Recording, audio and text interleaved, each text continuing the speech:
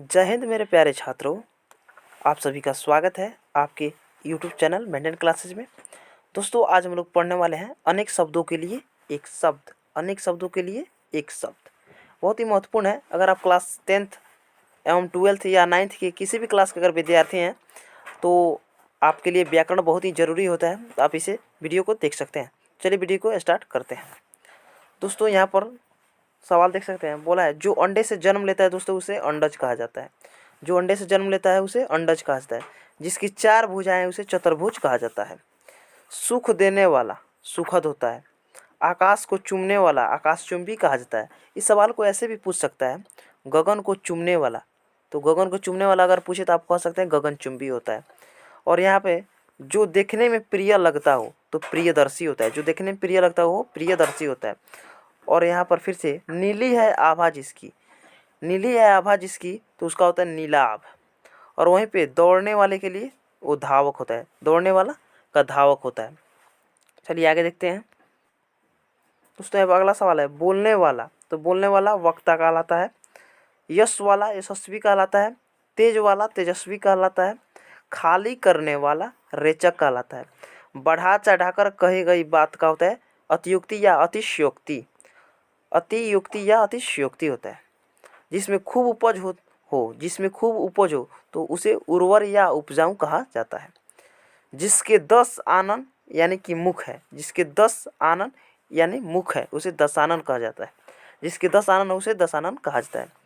जिसे ईश्वर या वेद में विश्वास हो, जिसे ईश्वर या वेद में विश्वास होता है उसे क्या कहा जाता है, तो आस्तिक कहा जाता है। जिसे ईश्वर या वेद में विश्वास नहीं है उसे नास्तिक कहा जाता है। चलिए आगे देखते हैं।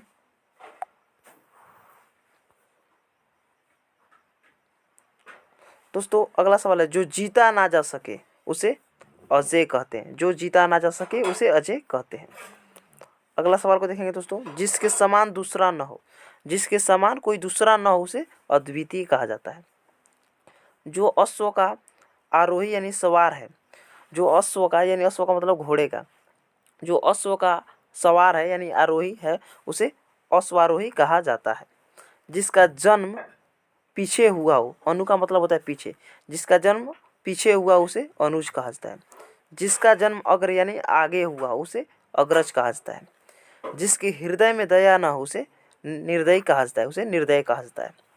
जो किसी की ओर से हो उसे प्रतिनिधि कहा जाता है। जो किसी की ओर से हो उसे प्रतिनिधि कहा जाता है। जो स्त्री कविता लिखती है उसे क्या कहा जाता है, तो कवित्री कहा जाता है। जो पुरुष कविता लिखता है उसे क्या कहा जाता है, तो कवि लिखा जाता है।